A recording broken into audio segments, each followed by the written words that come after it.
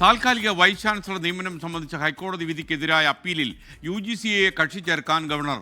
താൽക്കാലിക VC നിയമനത്തിൽ UGC മാനദണ്ഡം ബാധകമാണോ എന്ന് വ്യക്തമാക്കാൻ ഗവർണർ അപ്പീലിൽ ആവശ്യപ്പെട്ടു. മറ്റു വിഷയങ്ങളിൽ സർക്കാരുമായി രമ്യതയിൽ പോകാനാണ് ഗവർണറുടെ തീരുമാനം. മുഖ്യമന്ത്രിയുടെ ഓഫീസ് മുൻകൈയെടുത്ത് നടത്തിയ ചർച്ചകളുടെ പുരോഗതിക്ക് കോട്ടം തട്ടുന്ന നടപടികൾ വേണ്ടെന്നും ഗവർണർ നിലപാടെടുത്തു.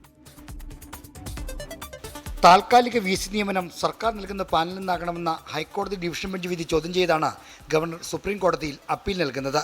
ഈ അപ്പീലിലാണ് UGCയെ കൂടി കക്ഷി ചേർക്കാനുള്ള സാധ്യതകൾ ആരായുക. UGC മാനദണ്ഡങ്ങൾ പാലിച്ചാണ് സർവകലാശാലകളിലെ VC നിയമനം. സ്ഥിരം VCയുടെ എല്ലാ അധികാരങ്ങളും താൽക്കാലിക VCക്കുമുണ്ട്. ഈ സാഹചര്യത്തിൽ താൽക്കാലിക VC നിയമനത്തിലും UGC മാനദണ്ഡങ്ങൾ ബാധകമാക്കേണ്ടതല്ലേ എന്നാണ് അപ്പീലിലൂടെ ഗവർണർ ഉന്നയിക്കാൻ ശ്രമിക്കുന്ന ചോദ്യം. ഇതുവഴി UGCയെ കൂടി കേസിൽ കക്ഷിയാക്കാമെന്നാണ് രാജ്ഭവന്റെ പ്രതീക്ഷ. അപ്പീൽ ഒഴിച്ചുള്ള വിഷയങ്ങളിൽ സർക്കാരുമായി രമ്യതയിൽ പോകാനാണ് ഗവർണറുടെ തീരുമാനം. മുഖ്യമന്ത്രിയുടെ ഓഫീസ് മുൻകൈയെടുത്ത് നടത്തിയ അനൗദ്യോഗിക ചർച്ചകളാണ് മഞ്ഞുരുക്കം സംഭവിച്ചത്.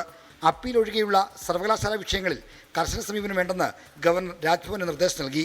സർക്കാരുമായി സംവാദത്തിലെത്തുന്നത് രാജ്ഭവൻ വൃത്തങ്ങളും സ്ഥിരീകരിക്കുന്നുണ്ട്. മന്ത്രിമാരായ P രാജീവും R ബിന്ദുവും വൈകാതെ ഗവർണറെ കാണും. എന്നാൽ മുഖ്യമന്ത്രി ഗവർണർ കൂടിക്കാഴ്ച രാജ്ഭവൻ സ്ഥിരീകരിക്കുന്നില്ല. R ശ്രീജിത്ത്, 24, തിരുവനന്തപുരം.